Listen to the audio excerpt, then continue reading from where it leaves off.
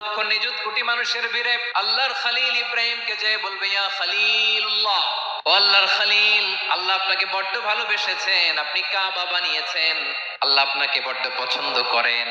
দেখেন আমাদের কি অবস্থা। আপনি যে আল্লাহর কাছে সুপারিশ করেন যেন আল্লাহ আজকে বিচার শুরু করে। আল্লাহর নবী ইব্রাহিম বলবেন আমিও পারবো না, আমি আমার জীবদ্দশায় 3টা মিথ্যা বলেছি। কয়টা?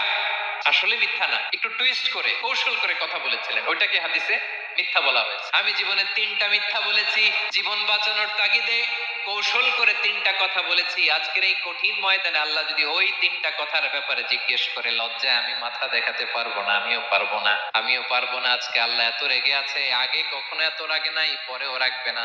তোমরা সবাই মিলে বনি ইসরাইলের নবী মুসা আলাইহিস সালামের কাছে যাও। সবাই এবার যাবে মুসা আলাইহিস সালামের কাছে, যেয়ে বলবে ইয়া নবী আল্লাহ মুসা, আপনি ছিলেন কালিমুল্লাহ, আল্লাহর সাথে সরাসরি কথা বলতেন। রব্বুল আলামিন আপনাকে তাওরাত কিতাব দিয়েছেন, আপনি যে একটু সুপারিশ করেন। আল্লাহর নবী মুসা বলবেন মাফ করো, আমিও পারবো না, আমি দুনিয়ার বুকে ভুল করে একটা মানুষকে মেরে ফেলেছি। আমি মারছিলাম আদব শিক্ষা দেওয়ার জন্য এক থাপ্পড়, এই থাপ্পড়ে যে ওই লোক মরেই যাবে আমি জানতাম না। আজকে আল্লাহ যদি জিজ্ঞেস করে কেন মারলা, জবাব আছে। ওই লজ্জায় আমি অনুতপ্ত, আমি পারবো না, আমার এই কথা বলো না। আজকে আল্লাহ বড্ড রেগে আছে, আমি পারবো না। তোমরা আল্লাহর নবী ঈসা আলাইহিস সালামের কাছে যাও। কিয়ামতের ময়দানে মানুষগুলো পাগল পাড়া হয়ে আল্লাহর নবী ঈসা আলাইহিস সালামের কাছে যাবে, যে বলবে নবী ঈসা আপনি রূহুল্লাহ, বাবা ছাড়া আল্লাহ আপনাকে বানিয়েছেন, ইনজিল কিতাব দিয়েছেন, মৃত মানুষকে আপনি জীবিত করতে পারতেন। আজকের এই কঠিন বিপদের দিনে আপনি আমাদের সাহায্য করেন। আল্লাহর কাছে যে বলেন যেন বিচার শুরু করে। ঈসা আলাইহিস সালাম বলবেন আমিও পারবো না, ইন্নী উবিদতু মিন দুনিল্লাহ, আমার উম্মত খ্রিস্টানেরা আল্লাহরে বাদ দিয়ে আমি ঈসার ইবাদত করেছে। আমার মা মেরি আর আমাকে ডাকতো জেসাস ক্রাইস্ট, আমার ইবাদত করেছে। যদিও আমি আমার ইবাদত করতে বলি না, ঈসা আলাইহিস সালামও ইবাদত করতে বলেছেন একজনের, তিনি কে? আল্লাহর নবী ঈসা আলাইহিস সালাম বলবেন আমিও পারবো না, আজকে আল্লাহ অনেক রেগে আছে, আমি পারবো না। তবে একটা পরামর্শ দিতে পারি, একটা সাজেশন দিতে পারি। আজকের দিনে এই কঠিন মুসিবতের কালে, এই কঠিন সময়ে কেউ আল্লাহর দরবারে দাঁড়িয়ে একটা টু শব্দ করার ক্ষমতা কারো নাই, একমাত্র আখিরি জামানার পয়গাম্বর বিশ্বনবী মুহাম্মদুর রাসূলুল্লাহ ছাড়া। মানুষগুলো এবার আগুনের মধ্যে পানি দিলে যেমনি আগুন নিভে যায়, দাউ দাউ করা হৃদয়ে জ্বলন্ত আগুন তাদের ঠান্ডা হবে। কিয়ামতের ময়দানে ওই বিভীষিকাময় সময়ে মুসিবতের কালে মানুষগুলো পাগল হয়ে বিশ্বনবীকে খুঁজতে আরম্ভ করবে।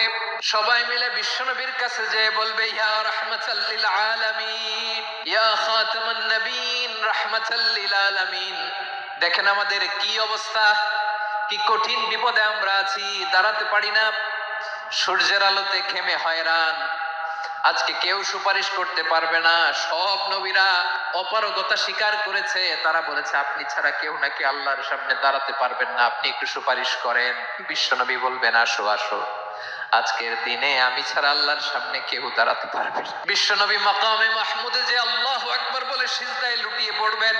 আল্লাহ রাব্বুল আলামিন বিশ্বনবীকে এমন কিছু চমৎকার শব্দ শিখাবেন, ওই শব্দগুলো দিয়ে আল্লাহর প্রশংসা করে বিশ্বনবী কাঁদতে আরম্ভ করবেন। বিশ্বনবী এমন ভাবে অঝোর দ্বারায় সিজদায় লুটিয়ে পড়ে কাঁদবেন, রব্বুল আলামিনের রহমতের দরিয়ায় জোশ লেগে যাবে। রব্বুল আলামিন এই দৃশ্য থেকে সহ্য করতে পারবেন না। রব্বুল আলামিন বলবেন ইয়া মুহাম্মদ ইরফা রাসাক, ও নবী আপনি মাথা তোলেন, মাথা তোলেন, আপনার কান্না আমি সহ্য করতে পারি না। নবী আপনি মাথা তোলেন, সাল তুতা, আজকে আপনি যা চাবেন তাই দেব। নবী আপনি সিজদা থেকে মাথা তুলেন, সাল তুতা। বিশ্বনবী এবার মাথা তুলবেন। যে বিভীষিকাময় সময়ে প্রত্যেক নবী বলেছেন আমি পারবো না, প্রত্যেক নবী বলেছেন নাফসি নাফসি, আমার কি হবে আমি জানি না, আল্লাহ আমারে বাঁচা। প্রতিটি নবী বলবেন নাফসি নাফসি, আল্লাহ তুমি আমারে বাঁচাও, আমারে বাঁচাও। বিশ্বনবী মাথা তুলবেন, তুলে বলবেন রব্বি হাবলি উম্মতি, আল্লাহ তুমি আমার গুনাহগার উম্মতকে বাঁচাও। এই দুনিয়ার বুকে রব্বুল আলামিন সব নবীকে একটা করে দাওয়া মুস্তাজাবা দিয়েছেন।